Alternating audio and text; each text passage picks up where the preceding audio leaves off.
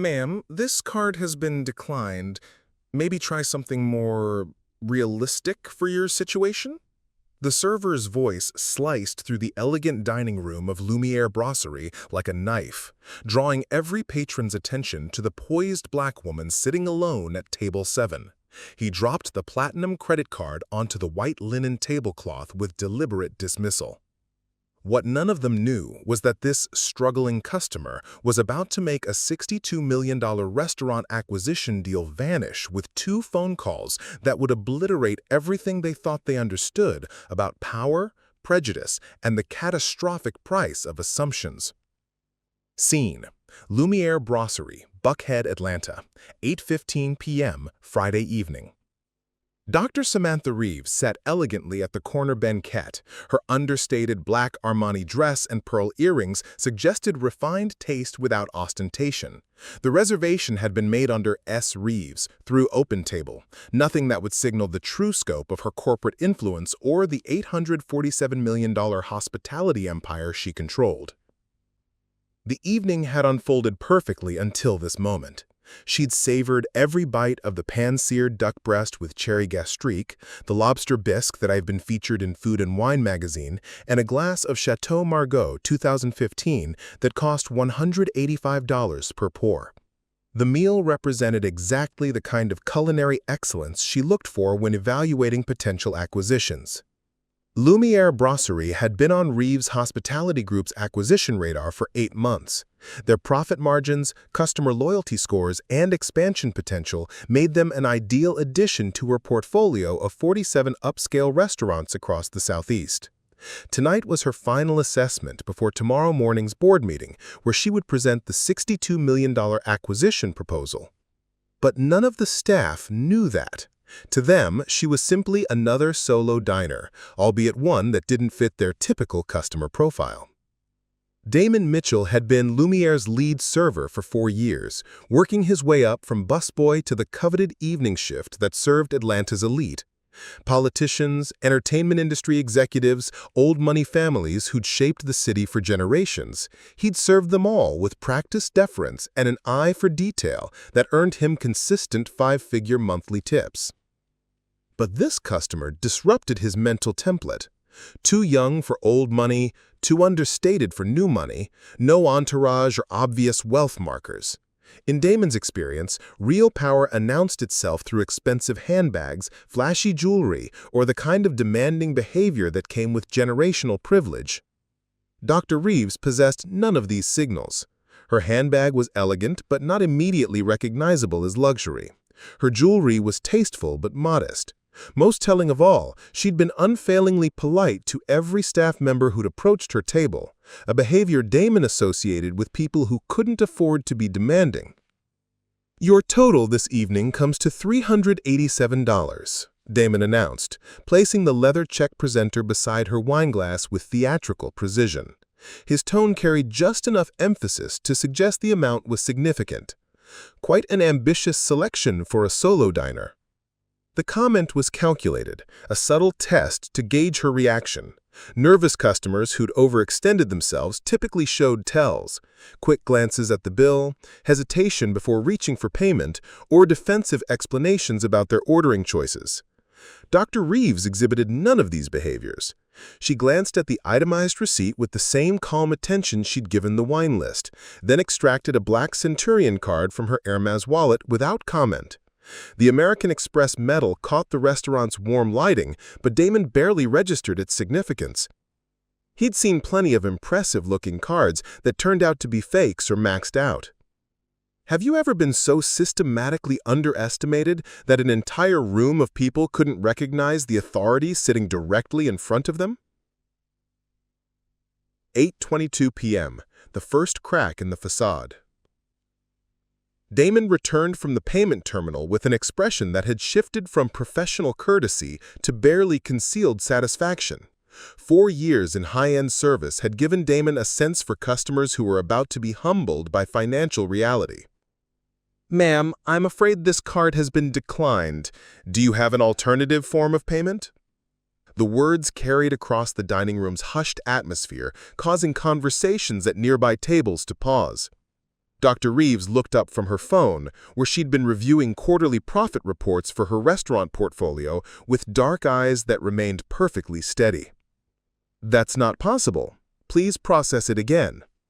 Her voice held no panic, no embarrassment, just quiet certainty. This response puzzled Damon more than defensive anger would have. Most customers caught in financial predicaments became flustered or aggressive. This woman's composure was almost unsettling. "Ma'am, I've attempted the transaction twice. The card is definitively declined. Do you have an alternative form of payment?" Margaret Ashworth, seated at table 5 with her husband Charles, leaned forward with the practiced ear-dropping skills of someone who'd spent 40 years navigating Atlanta's social hierarchy. She suppressed a sniff behind the $400 hand-painted silk fan she always carried for extra dramatic effect. "Something's not right about that woman," she whispered to Charles, her voice pitched to be overheard by the young couple at table 6. "I could tell from the moment she walked in, designer knockoffs, sitting alone, ordering like money's no object. Classic scammer behavior." Charles nodded gravely, already reaching for his phone to capture what promised to be an entertaining confrontation. Should have seen it coming. They always target places like this. The young couple, Blake and Madison, both corporate lawyers who frequented Lumière for client dinners, shifted uncomfortably, but said nothing. They'd witnessed similar scenes before, always ending with security escorts and police reports. 8:24 p.m. Social amplification begins. Dr. Reeves adjusted her simple gold watch, a Patek Philippe Calatrava, worth more than most people's cars, though its understated design rendered it invisible to casual observers. She remained seated with perfect posture, showing no signs of the embarrassment that typically accompanied public payment rejections. "There must be a technical issue with your system. May I speak with your manager, please?" Damon exchanged a knowing look with Isabella Rodriguez, the sommelier who'd approached to observe the developing situation. In their combined 7 years at Lumière, they'd developed an intuitive sense for customers attempting to dine beyond their means. This scenario played out monthly. Someone would order extravagantly, then create elaborate excuses when payment failed. The script was always the same: blame the card processor, demand to speak with management, claim technical errors, anything to avoid admitting financial overreach. "Isabella," Damon called across the dining room with just enough volume to emphasize the situation's significance. "We need management at table 7. 8:26 p.m. Digital documentation accelerates. Margaret Ashworth had discreetly started an Instagram livestream, angling her phone to capture table 7 while maintaining plausible deniability. Her 1,200 followers included prominent Atlanta socialites, food bloggers, and restaurant industry insiders. "Evening, everyone," she whispered to her phone. "Witnessing some interesting drama at Lumière tonight. Woman ordered an expensive meal and apparently can't pay for it. Classic situation we've all seen before." Her viewer count climbed steadily. 23, 47, 89 people tuning in to watch the unfolding embarrassment. Comments began flooding the stream. "Why do they always try the fancy places? Security should have spotted this earlier. Lumière needs better screening. This is so uncomfortable to watch."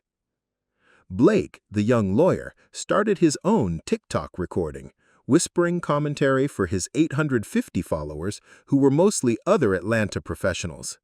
"Folks, you're not going to believe what's happening at this restaurant right now. Woman's card got declined, and she's trying to argue with the staff." 8:27 p.m. Management intervention. Victoria Sterling emerged from the line cellar where she'd been conducting inventory, her 15 years as Lumière's general manager evident in her authoritative stride and impeccable professional presentation. She'd built her reputation on maintaining the restaurant's status as a destination for Atlanta's power elite, And situations like this threatened that carefully cultivated image. "What seems to be the issue?" Victoria asked Damon, though her voice carried clearly to the surrounding tables. "Customer's payment was declined, multiple attempts. She's requesting to speak with management." Damon exchanged a knowing look with Isabella Rodriguez, the sommelier who'd approached to observe the developing situation. In their combined 7 years at Lumière, they'd developed an intuitive sense for customers attempting to dine beyond their means. This scenario played out monthly. Someone would order extravagantly, then create elaborate excuses when payment failed. The script was always the same: blame the card processor, demand to speak with management, claim technical errors, anything to avoid admitting financial overreach. "Isabella," Damon called across the dining room with just enough volume to emphasize the situation's significance. "We need management at table 7. 8:31 p.m. The trap tightens. Dr. Reeves heard Isabella's security suggestion but remained perfectly composed, her hands folded calmly on the white tablecloth. "I assure you there won't be any need for security. However, I would appreciate one more attempt to process the payment." Victoria made a calculated decision based on 15 years of experience managing difficult situations. This incident was drawing excessive attention from other guests, and Lumiere's reputation depended on handling problematic customers swiftly and decisively. "Ma'am, we've made multiple attempts to process your payment through our completely functional system. At this point, we need immediate resolution. Do you have cash, another card, or would you prefer to contact someone who can assist with payment?" The ultimatum carried clearly across the dining room. Charles Ashworth had started his own recording, documenting what he assumed would be the woman's inevitable breakdown when faced with the reality of her situation. 8:32 p.m. Multiple streams converging. Blake's TikTok had been shared in several Atlanta foodie groups and young professional networks. The hashtag Lumière scam was beginning to gain traction among restaurant industry workers who'd witnessed similar incidents. A food blogger at Table 12, Emma Chen, no relation to Dr. Reeves, recognized the viral potential and started her own Instagram story, providing running commentary for her 3,400 followers, who included restaurant critics and hospitality industry insiders. "This is absolutely wild, guys. Woman at this upscale Atlanta restaurant apparently can't pay her bill and is trying every excuse in the book. Management is handling it well, but this is exactly why these places need better screening." 8:33 p.m. The calm before revelation. Dr. Reeves noticed the forest of phones now pointed in her direction, but showed no signs of embarrassment or anxiety. Instead, she reached into her Hermes handbag with deliberate, unhurried precision. What she extracted would be the first indication that everything these people assumed about power, wealth, and authority was about to be catastrophically wrong. "Miss Sterling," Dr. Reeves said quietly, placing a black leather business card holder on the table. "Before this situation escalates beyond recovery, I suggest you examine this carefully. Then I'd like you to call your corporate headquarters." Victoria looked at the unopened card holder, then back at Dr. Reeves' face. In 15 years of restaurant management, she'd learned to read customer confidence levels with near-perfect accuracy. Scammers and genuine payment problems created specific behavioral patterns: nervousness, aggression, defensive explanations, or desperate stalling tactics. This woman exhibited none of these indicators.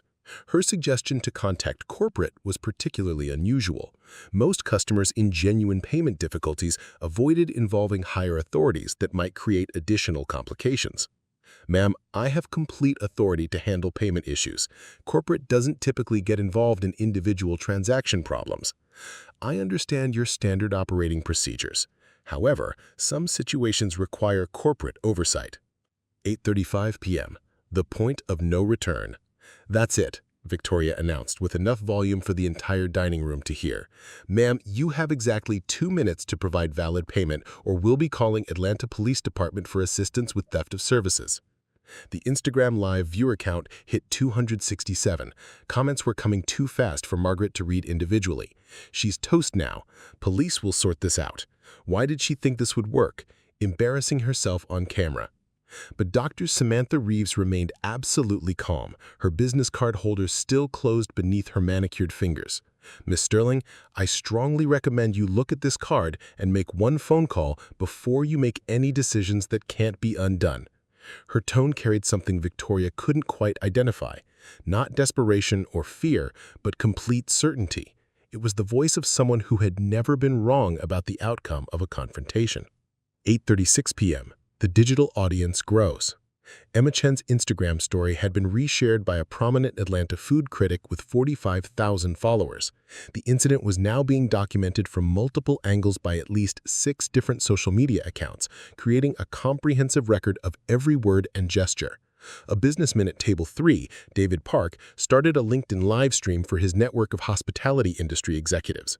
Witnessing an interesting case study in restaurant crisis management at Lumière tonight, customer payment issue being handled by the book, though it's gotten quite public. 8:37 p.m. Final warning. Victoria checked her watch with theatrical precision. "Ma'am, you now have 90 seconds to provide payment or we'll be calling police. This is your final opportunity to resolve this situation voluntarily." The dining room had fallen almost completely silent, except for the soft sounds of utensils on plates and the barely audible whispers of customers providing commentary for their recording devices. Damon stood ready to make the police call, his phone already showing the Atlanta PD non-emergency number. Isabella had positioned herself to block any potential exit route. Other staff members had gathered at strategic positions around the dining room. 8:38 p.m. The revelation begins. That's when Dr. Samantha Reeves, who everyone in the room had dismissed as just another scammer trying to dine beyond her means, lifted her fingers from the business card holder and revealed something that would detonate everything they thought they knew about authority, assumptions, and the devastating cost of judging by appearances. The card she was about to show them wouldn't just resolve this payment dispute. It would end careers, destroy reputations, and trigger the most expensive mistake in Lumière Brasserie's 15-year history. But none of them could have imagined what was coming next. 8:39 p.m., the moment before everything changed. Dr. Reeves opened the business card holder with the same deliberate precision she'd used throughout the evening.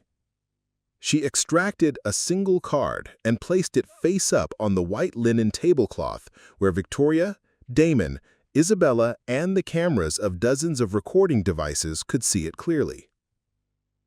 The revelation would shatter not just this evening, but the entire future of Lumière Brasserie and everyone who worked there.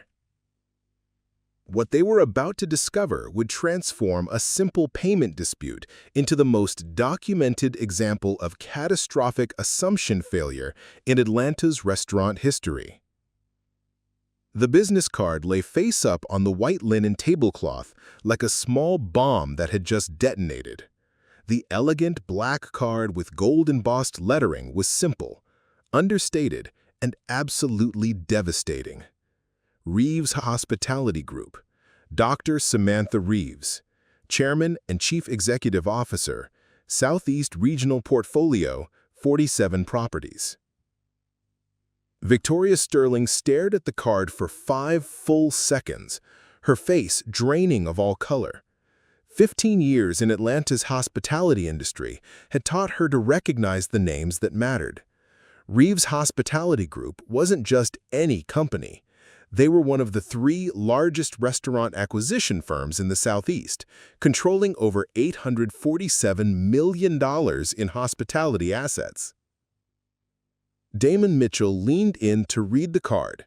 His confident smirk evaporated as the implications hit him. Margaret Ashworth's Instagram live stream captured his expression perfectly, the exact moment when arrogance transformed into terror. "Ma'am," Victoria whispered, her voice barely audible. "I had no idea you were—" "Clearly," Dr. Reeves replied, with the same calm tone she'd maintained throughout the ordeal. She opened her phone and navigated to a sophisticated business app displaying real-time portfolio management data. This particular restaurant has been under acquisition evaluation by Reeves Hospitality Group for the past 8 months. She turned the screen so Victoria could see detailed financial analysis, profit projections, and due diligence reports all focused on Lumière Brasserie. Market value assessment, $62 million. Projected ROI, 23% annually. Recommendation status, final approval pending. 8:35 p.m. The cascade begins. Isabella Rodriguez stared at the business card like it might explode. She'd served hospitality executives before, but never someone with the power to buy and sell entire restaurant chains. Her professional instincts, finely tuned over 7 years in high-end service, suddenly understood why this customer's behavior had felt so different. Margaret Ashworth's Instagram livestream had climbed to 312 viewers, but the comments had taken a dramatic turn. Holy shit, is that really Samantha Reeves? That's the woman who bought Southern Kitchen Group last year. This restaurant is about to be done. I can't believe they just discriminated against their potential buyer. Blake, the young lawyer, read the card aloud for his TikTok audience. Reeves Hospitality Group, Chairman and CEO, Southeast Regional Portfolio. His voice trailed off as he realized his video was documenting what might become the most expensive discrimination incident in Atlanta's restaurant history. Dr. Reeves opened another app on her phone, this one showing a real-time social media monitoring dashboard. This incident has now been viewed over 2,400 times across multiple platforms in the past 15 minutes. The hashtag #LumiereScam is trending locally, though I suspect that narrative is about to change dramatically. 8:42 p.m. Victoria's desperate calculation. Victoria Sterling's mind raced through the catastrophic implications. If this woman really was Samantha Reeves, the acquisition deal could be worth more than the entire annual revenue of 3 similar restaurants. Losing it wouldn't just mean a missed opportunity, it could trigger financial disaster for the ownership group. But doubt lingered. Sophisticated scams weren't unheard of, and the most effective ones often involve impersonating powerful business figures. The card could be fake. The phone apps could be elaborate props. Ma'am, these documents appear legitimate, but we've encountered sophisticated identity fraud before. I'll need to verify this through official channels. Dr. Reeves nodded approvingly.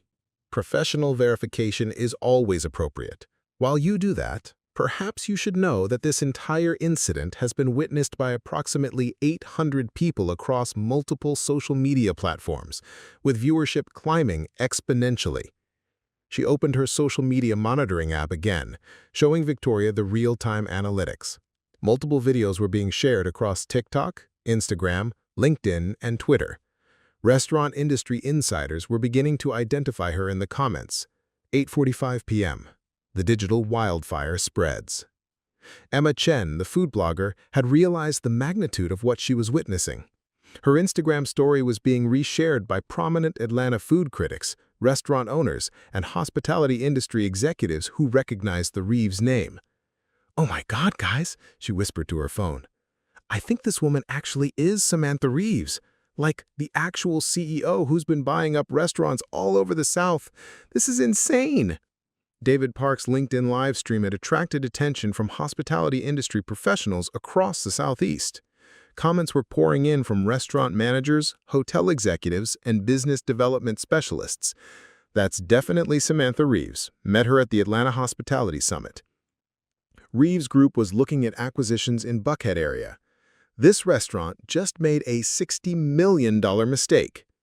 Someone needs to screenshot this entire thing for business school case studies. 8:45 p.m. The verification call. Victoria pulled out her phone with shaking hands. As general manager, she had access to corporate emergency contacts for situations requiring immediate executive attention, but calling her ownership group about a potential acquisition target would be career-defining, either as the manager who saved a massive deal or the one who created an unprecedented crisis. Dr. Reeves, I need to contact our ownership group to verify the situation and discuss appropriate next steps. Of course, while you make that call, perhaps you should know that this entire incident has been witnessed by approximately 800 people across multiple social media platforms, with viewership climbing exponentially. She opened her social media monitoring app again, showing Victoria the real-time analytics. Multiple videos were being shared across TikTok, Instagram, LinkedIn, and Twitter. Restaurant industry insiders were beginning to identify her in the comments. 8:45 p.m. The ownership call. Victoria dialed Marcus Webb, one of Lumiere's 3 primary investors and the contact person for major operational issues. The call connected after 2 rings. Victoria? What's the emergency? It's Friday night. Marcus, I need you to listen carefully. We have a situation that could involve our potential acquisition discussions. There's a customer here claiming to be Dr. Samantha Reeves from Reeves Hospitality Group. The silence on the other end lasted 10 seconds. When Marcus responded, his voice was tight with controlled panic. What kind of situation? Victoria looked at Dr. Reeves, who gestured for her to put the call on speaker. Mr. Webb, this is Dr. Reeves. Your staff has spent the past 20 minutes publicly accusing me of credit card fraud and threatening to have me arrested for theft of services. The entire incident has been live-streamed and recorded by multiple customers. Another silence, longer this time. When Marcus responded, his voice cracked slightly. Dr. Reeves, on behalf of Lumière Brasserie's ownership group, I offer our most profound apologies. This is completely unacceptable and doesn't represent our values. 8:46 p.m. The board implications. Mr. Webb, I appreciate your response, but we need to discuss immediate corrective actions and long-term implications. This incident has been viewed by over 3,000 people in the past 20 minutes. Restaurant industry professionals are identifying me in social media comments. The story is spreading through hospitality networks across the Southeast. Furthermore, my board meeting in 45 minutes will include a comprehensive review of this incident. Our acquisition decisions are based not just on financial performance, but on cultural alignment and risk assessment. Marcus Webb's voice was strained. Dr. Reeves, what can we do to address this situation and preserve our business relationship? 8:47 p.m. The systematic response. Mr. Webb, that depends on your commitment to meaningful change rather than damage control. I'm less concerned about tonight's financial impact than I am about the systemic issues this incident reveals. Dr. Reeves opened her Notes app, displaying a framework she'd clearly been developing throughout the confrontation. I'm seeing discrimination based on appearance, assumptions about economic status, and failure to follow proper verification procedures before making serious accusations. She turned the phone so the growing crowd of recording customers could hear. Additionally, your staff threatened police involvement for theft of services before attempting to verify my identity or understand the situation. This suggests training deficiencies that could expose your business to significant legal liability. Damon Mitchell finally found his voice, though it shook with desperation. Dr. Reeves, I was just following standard procedures. Anyone could have made the same assessment. Dr. Reeves looked at him with the same calm expression she'd maintained throughout. Mr. Mitchell, standard procedures don't include making assumptions based on a customer's appearance or creating public spectacles before attempting problem resolution.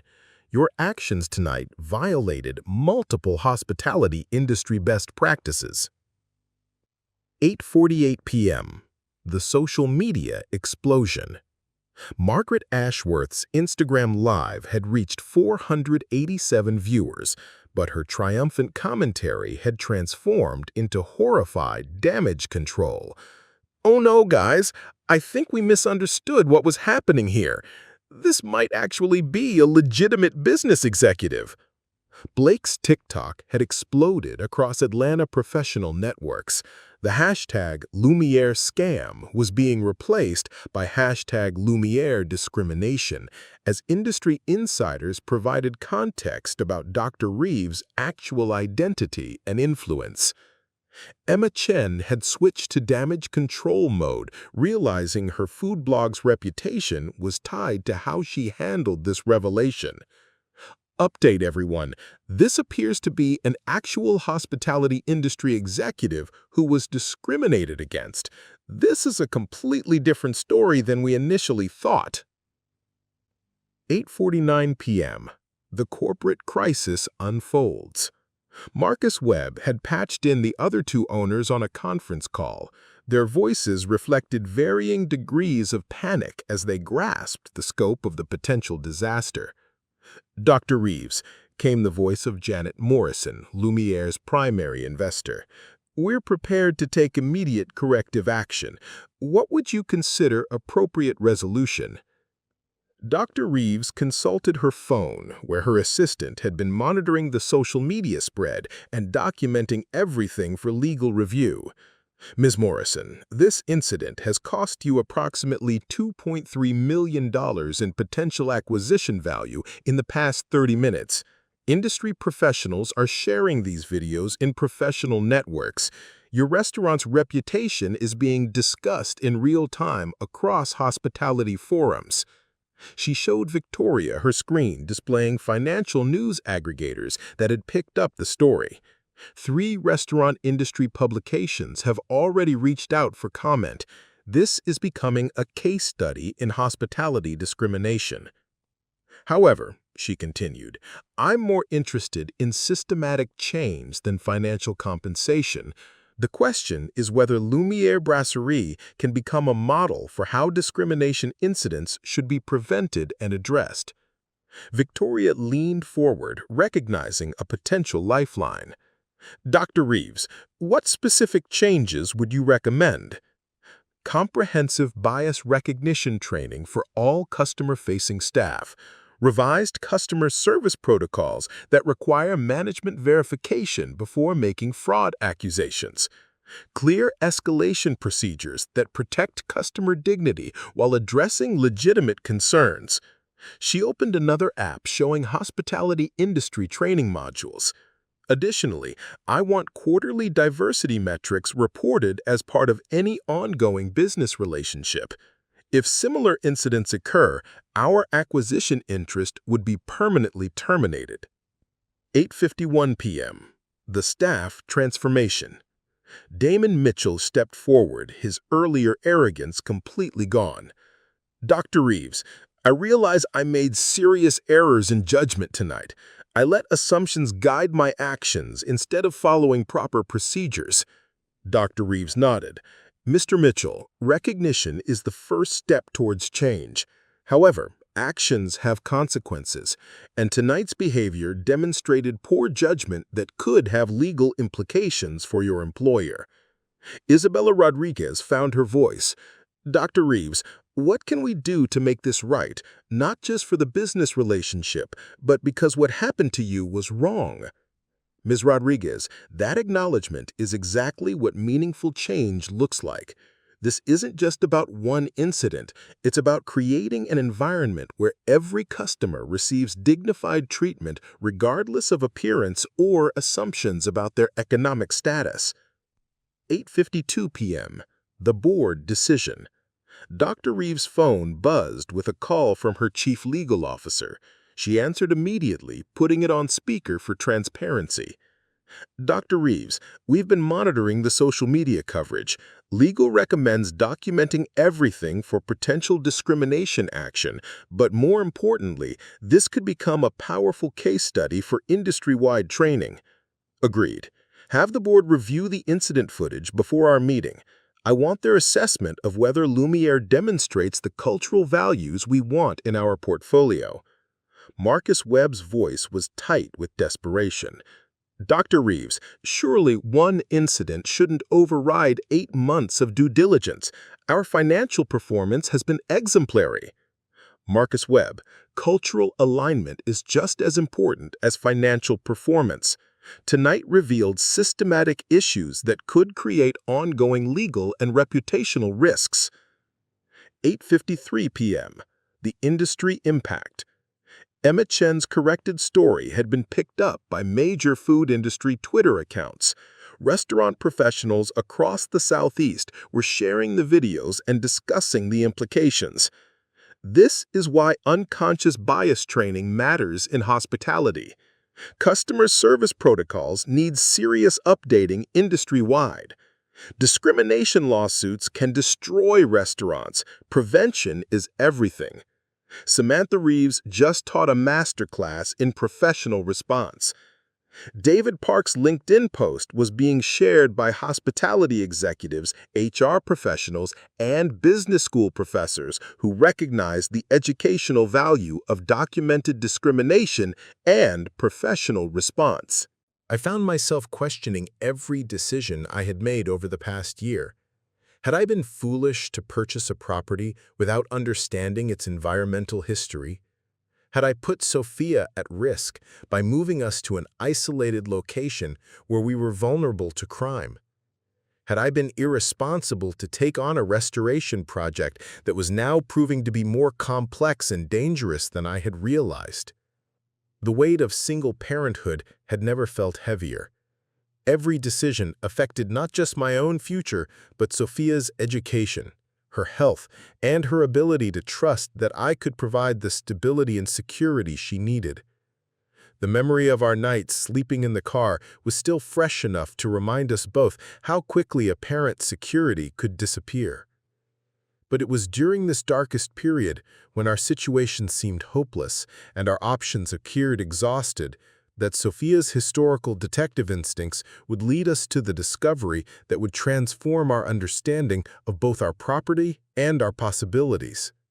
The environmental investigation that threatened to destroy our home was about to reveal secrets that Theodore Blackthorne had hidden for over 50 years. Secrets that would prove our cottage was far more valuable than anyone had ever imagined.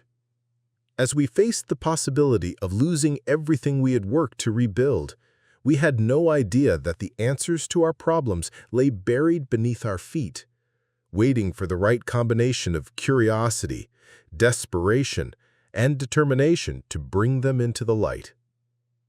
The phone call that would change everything came at 8:47 p.m. on March 22nd, just as Sophia and I were reviewing the latest stack of medical bills from Mom's rehabilitation facility and trying to calculate how many more weeks we could afford her care. The March wind was howling outside our cottage, rattling the newly installed security windows and reminding us of how vulnerable we had become since the burglary 3 weeks earlier. I almost didn't answer the unfamiliar number with the area code 802, assuming it was another collection agency or insurance company calling about one of our mounting debts. But something made me pick up the phone. Perhaps the same instinct that had led us to this cottage in the first place. Ms. Rosewood? This is Dr. Eleanor Whitfield from the Vermont Historical Preservation Society, said a crisp, professional voice with a slight New England accent. I hope I'm not calling too late, but I've been conducting research on unusual financial transactions during the 1960s banking reforms, and your property appears to be connected to a case that we've been investigating for nearly 30 years. I glanced at Sophia, who looked up from her homework with immediate interest.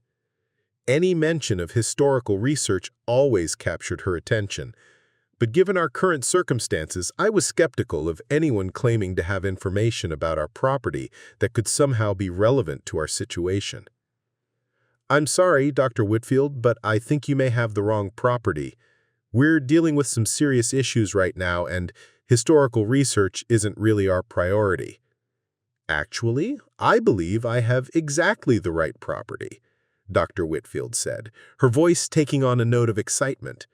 I've been studying unusual banking activities during the economic turbulence of the late 1960s, particularly cases involving private individuals who may have been involved in unauthorized precious metals transactions. Your property was owned during that period by Theodore Blackthorne, who appears in several federal investigation files that were only declassified last year. Sophia immediately moved closer to the phone, her eyes wide with interest. The name Theodore Blackthorne had become central to her historical research over the past months, but she had been unable to find clear information about his business activities or why he had abandoned the cottage so suddenly. "What kind of investigations?"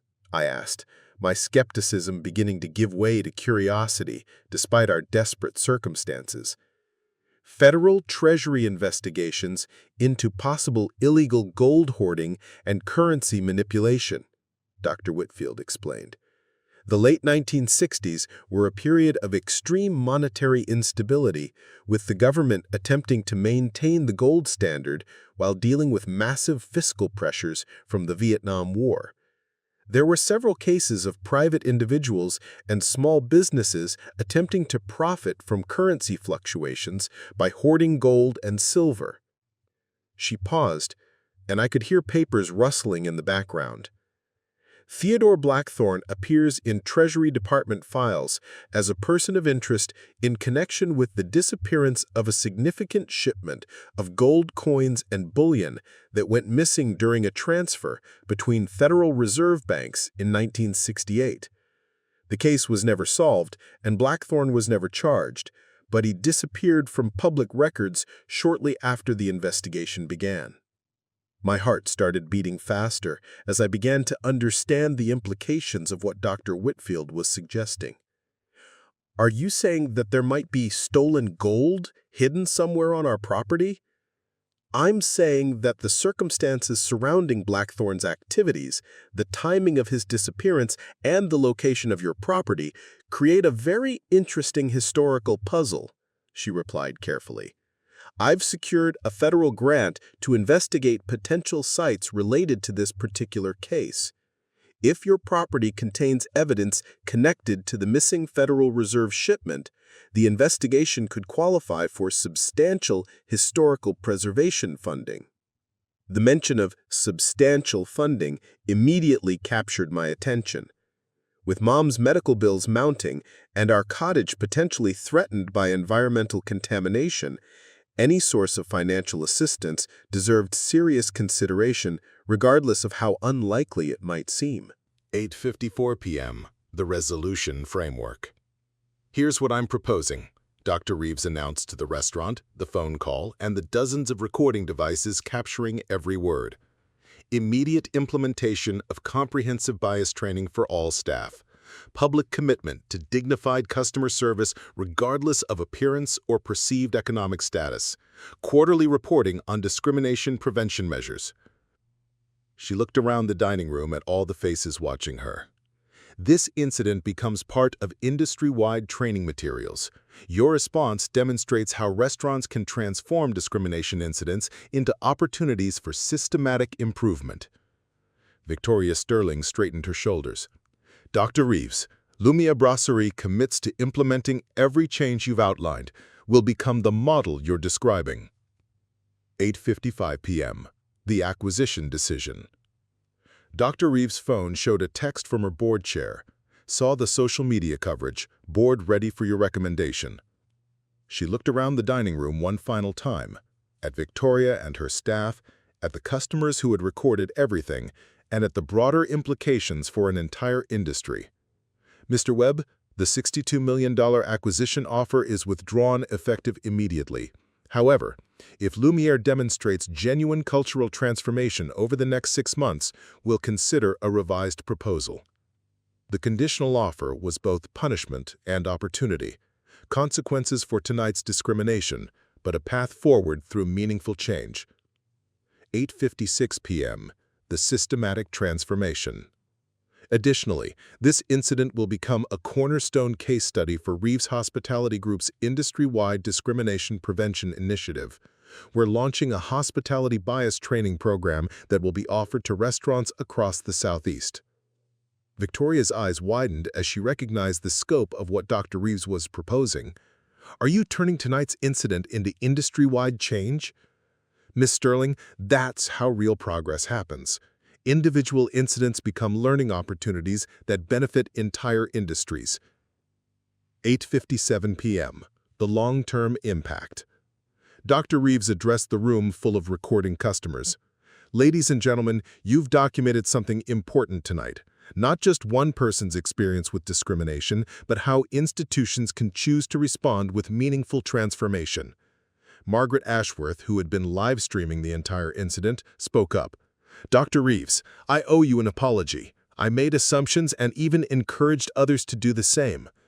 Mrs. Ashworth, that acknowledgement demonstrates exactly the kind of growth this industry needs. Your documented experience tonight will help train other customers to recognize and interrupt discrimination when they witness it. 8:58 p.m. The ripple effect begins. Blake, the young lawyer, had stopped recording to address Dr. Reeves directly. What you've demonstrated tonight, responding to discrimination with systematic change rather than just anger, that's something I want to learn from. Mr. Blake, that's precisely why documentation matters. Your videos will become educational tools that show both the problem and the solution. Emma Chen approached Dr. Reeves' table. Dr. Reeves, would you be willing to do an interview about discrimination prevention in hospitality? This story needs to be told properly. Absolutely, but the focus should be on systematic change, not individual blame. This is about transforming an entire industry's approach to inclusive service. 8:59 p.m. The departure with dignity.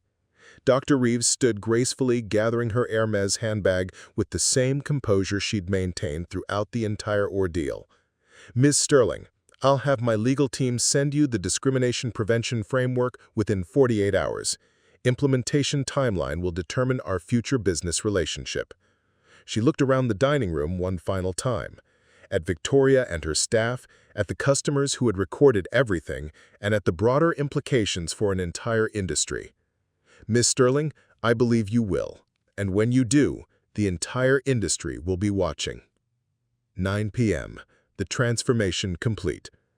As Dr. Reeves left Lumière Brasserie, she pulled out her phone to call her board meeting. The acquisition recommendation would be different than planned, but the long-term impact would be far more significant. Behind her, Victoria Sterling addressed her staff and the remaining customers. Ladies and gentlemen, tonight we learned something crucial about assumptions, dignity, and the power of choosing growth over defensiveness.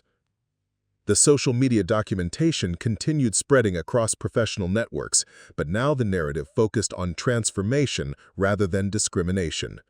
6 months later, the industry transformation. The measurable impact. Lumière Brasserie had not only implemented every change Dr. Reeves requested, but had become the Southeast's leading example of inclusive hospitality. 0 discrimination complaints, 94% customer satisfaction scores, staff retention up 67%.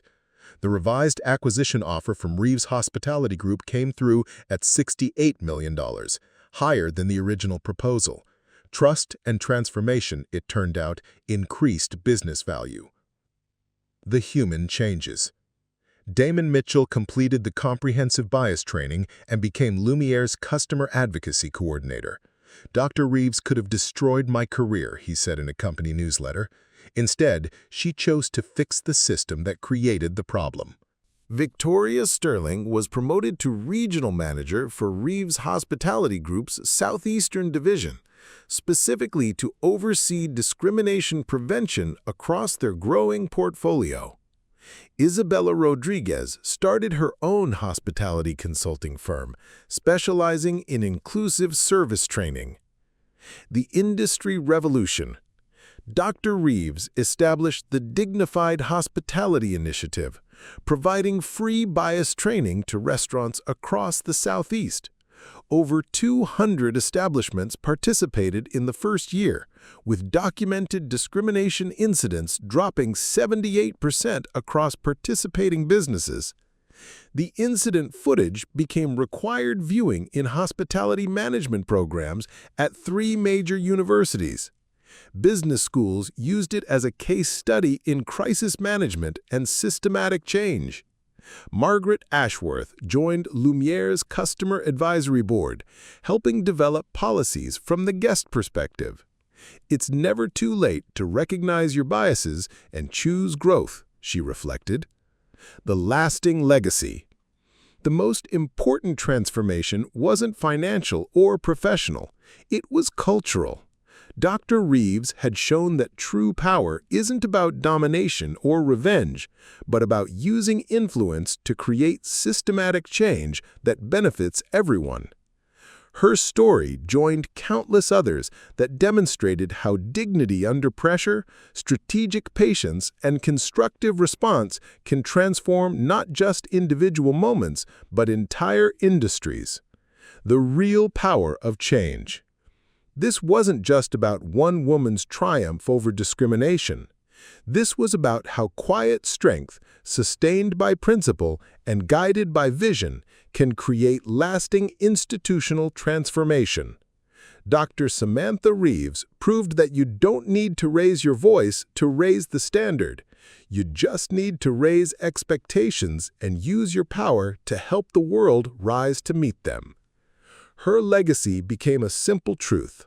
The most powerful response to discrimination isn't anger or revenge. It's systematic change that ensures it never happens again.